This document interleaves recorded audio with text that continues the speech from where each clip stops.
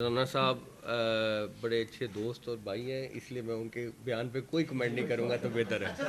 لیکن اگر تو کسی کی ضرورت ہے تو ضرور ہونا چاہیے.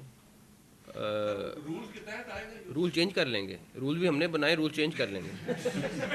کوئی ایشو نہیں. اور آپ کے گھر میں آپ بھائیوں کی آپس میں لڑائی ہو جاتی ہے، یہ کوئی دنیا پرفیکٹ دنیا تو ہے نہیں. تو قانون اتنا کمزور کیوں ہے کہ وہ ملزمان پھر ضمانتوں میں باہر آ جاتے ہیں؟ آپ ہی سمجھتے کہ اس میں قانون سازی ہونے کی ضرورت ہے مزید؟ بالکل ہونے کی ضرورت ہے. ہماری پہلے بھی میٹنگ ہوئی ہے، آج بھی یہ ڈسکس ہوا ہے. جہاں جہاں ہم کمزور ہیں قانون سازی پہ، ہم اپنی قانون سازی اسٹرانگ کریں گے، اور موسٹ پرابلی ان شاء اللہ تعالیٰ اگلے آنے والے دنوں میں آپ کو قانون سازی نظر آئے گی. تین اہم ذمہ داریاں کیا ان کے ساتھ انصاف کر پائیں گے؟ اور دوسرا سوال یہ ہے کہ رانا ثناء اللہ نے کہا کہ آپ چاہتے تو وزیر اعظم بھی بن سکتے ہیں، لیکن مہربانی ہے کہ آپ وزیر داخلہ بنیں. ان کے بیان پر کیا کہیں گے؟ رانا صاحب بڑے اچھے دوست اور بھائی ہیں، اس لیے میں ان کے بیان پہ کوئی کمنٹ نہیں کروں گا تو بہتر ہے. اس کے بعد جنوری سے لے کے اب تک 78 کروڑ کی سیگریگیشن ہو چکی ہے، اور اس پہ ابھی تک کوئی ایف آئی اے کا نہیں دیکھنے کو آ رہا. اس سے پہلے والا یہ جو آپ نے ایکسیم کو پکڑا ہے جنوری اس سال کی، جنوری سے لے کے آج تک 78 کروڑ روپے کی پھر سیگریگیشن ہوئی لیسکو کی طرف سے. اس پہ ابھی تک ایف آئی اے نے کیا اس پہ کوئی کام کیا؟ جی جیسے آپ کو پہلے سر آپ تو ایک جو ہم نے دوسرا ایکسین گرفتار کیا، یہ باربانپورہ سرکل میں 1,90,00,000 یونٹ پر. جی وہ تو اس پر ہم باقی ہماری انکوائریز چل رہی ہیں، چونکہ بہت ساری ایم این ٹی کی رپورٹ آتی ہیں جو ہماری ٹیکنیکل جس میں ہمارا کیس ناک آؤٹ نہ ہو سکے، تو اس کی ہم تیاری کریں. آپ کو بہت جلد اور کیسز نظر آئیں گے اور افسران گرفتار ہوں گے. میرا سوال یہ ہے موسم صاحب کے پچھلے ایک سال کے دوران پولیس جو ہے پورے صوبے میں چادر اور چار دیواری کا تقدس پامال کر رہی ہے، لوگوں کے گھروں میں سیاسی اور دوسرے بھی مخالفین. تو کیا اس کی روک تھام کے لیے بھی آپ نے کوئی کام کیا ہے؟ اور اگر یہ ان کو روک دیا جاتا تو شاید ثانیہ بھاول نگر نہ ہوتا. اس پہ آپ کیا کہیں گے؟ میرا خیال ہے یہ پروونشل گورنمنٹ اس کے بہتر جواب دے سکتی ہیں. ماسوائے کہ میں دوں، میرا میں پروونشل گورنمنٹ اس کا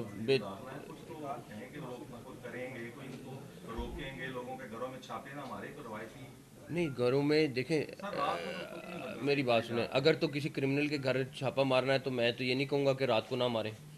ہاں ویسے کسی کے سیاسی بنیادوں پر نہیں ہونا چاہیے، میں ایگری کرتا ہوں. لیکن آپ مجھے کہیں کہ کرمنل کے گھر رات کو چھاپا نہ ماریں تو میں اس سے ایگری نہیں کرتا. کرمنل کے گھر کیا 4 بجے کیا 2 بجے بھی جانا پڑے گا. سر یہ بتائیے گا کہ انسانی سمگلنگ کے حوالے سے بھی بہت زیادہ کارروائی کی جا رہی ہے، لیکن ایئرپورٹس ابھی بھی کچھ ایسے ہیں جہاں پر امیگریشن اسٹاف خود ملوث ہے ادھر سے انسانی سمگلنگ میں جعلی ڈاکومنٹس کے حوالے سے. تو اس وجہ سے بھی کوئی ایف آئی اے اس پہ کام کہاں پہ ملوث مجھے بتائیں. اگر کہیں واٹس ایپ کر دوں گا ساری ڈیٹیلز، کہاں پہ بتائیں، جہاں پہ ہے ہم اس کے اوپر بالکل ایکشن لیں گے. ڈاکومنٹس کے ساتھ آپ بالکل کریں شیئر. ہم دیکھیں اس ٹائم تو ہم ساری ٹیم اس ٹائم لگی ہوئی ہے کہ روکیں. اگر ہمیں نہیں پتہ چل رہا اور آپ کو پتہ ہے تو بہت اچھی بات ہے، ہم اس کے اوپر ایکشن لیں گے. جن کو ایئرپورٹ پہ ان کی پوسٹنگ جو ہے وہ بین کر دی گئی ہے، ان کا نوٹیفکیشن ہوا تھا پچھلے دنوں. یہ راہیل صاحب کی بات کو میں سیکنڈ کر رہا ہوں. میرا سوال یہ ہے کہ اعظم صاحب نے اے پی ٹی رولز کی بات کی ہے. اے پی ٹی رولز اور ڈیپوٹیشن پالیسی کے خلاف کچھ لوگوں کی پوسٹنگ ہے ایف آئی اے میں. پچھلے نگران سیٹ اپ میں وہ آئے ہیں، وہ کیا لینے آئے ہیں؟ وہ سول سرونٹ رولز کی ڈیفینیشن پہ پورے نہیں اترتے ہیں اور وہ ادھر ہیڈ کر رہے ہیں اداروں کو، کوئی انویسٹیگیشن نہیں کی جا سکتی. ان کے بارے میں کیا کہیں گے؟ دیکھیں اگر تو کسی کی ضرورت ہے تو ضرور ہونا چاہیے. رولز کے تحت آئے گا، رول چینج کر لیں گے. رول بھی ہم نے بنائے، رول چینج کر لیں گے. کوئی ایشو نہیں. اگر ویسے میں آپ کو بتا رہا ہوں، اگر کوئی اچھا آفیسر ہے اور اگر کوئی انکمپیٹنٹ ہے تو میں اس کے سخت خلاف ہوں. لیکن کوئی اچھا آفیسر ہے تو اگر اس کے لیے مجھے رول چینج کرنے پڑے میں چینج کروں گا انشاءاللہ. ہاں ڈی جی صاحب ایک سیکنڈ. وہ سر کی اجازت سے جو اے پی ٹی رولز بھائی نے بھی ذکر کیا تھا، اے پی ٹی رولز جو ہے نا وہ اس کا ڈرافٹ گیا ہوا ہے اس وقت انٹیریئر منسٹری میں. لیکن اے پی ٹی رولز اپروو ہوتے ہیں، اس میں اسٹیبلشمنٹ ڈویژن کی، لا کی، سب کی انپٹ آتی ہے. تو ایونچولی اے پی ٹی رولز جو ہے نا ایف آئی اے کے وہ فائنل ہو جائیں گے. جہاں تک ڈیپوٹیشن کی آپ نے بات کی، ڈیپوٹیشن صرف نیڈ بیسس پہ جو ایسے لوگ جو کہ انویسٹیگیشن جانتے ہیں اور ہماری تفتیش میں ہمیں ہیلپ کر سکتے ہیں، صرف ان کو لیا جا رہا ہے. لیکن جنرلی پچھلے 1 سال سے آلموسٹ ڈیپوٹیشن کافی حد تک ریسٹرکٹ کر دی گئی ہے، کیونکہ اس کے اوپر کورٹ کے بھی ڈیسیجنز آئے تھے. کے حوالے سے آپ کافی فاسٹ लास्ट स्टेप्स है आपके, इस हवाले से एक टेक्निकल सवाल ये है कि ओवर बिलिंग एक टेक्निकल इशू है जो मिनिस्ट्री से चलता हुआ डिस्कोर्स तक आता है। अफसरान का ये कहना है कि सेक्रेटरी पावर या मिनिस्टर की तरफ से इरेशनल टारगेट्स दिए जाते हैं जिसे आला अफसरान इंप्लीमेंट करवाते हैं।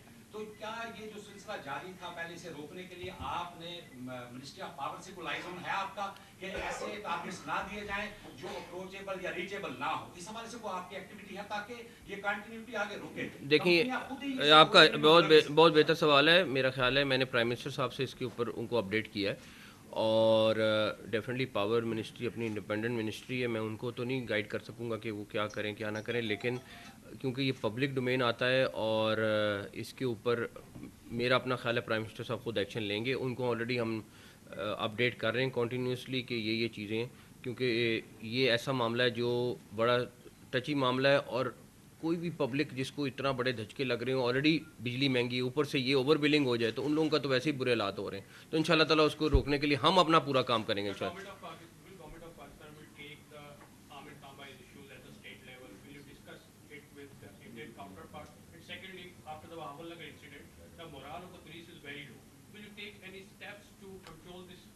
देखें एक चीज़ छोटी सी चीज़ है कि अगर हम किसी भी सूरत में एक वाक़े को लेके पूरी कौम को कहें कि डिमोरलाइज हो गई है तो मेरा नहीं ख्याल हुई है। उसकी वजह यह है कि एक इंसिडेंट ज़रूर हुआ है, इन्वेस्टिगेट भी हो रहा है और आपके घर में आप भाइयों की आपस में लड़ाई हो जाती है। ये कोई दुनिया परफेक्ट दुनिया तो है नहीं, तो अगर घर में आपस में भाई झगड़ सकते हैं और हर घर में कोई ना कोई झगड़ा हो जाता है, तो ये कोई ऐसी चीज़ नहीं है जिसको हम लेके कहें कि जी पूरी फोर्स डिमोरलाइज हो गई है। इंडिविजुअल्स के एक्ट गलत होते हैं, दो लोगों की लड़ाई होती है, एक गलत होता है एक ठीक होता है।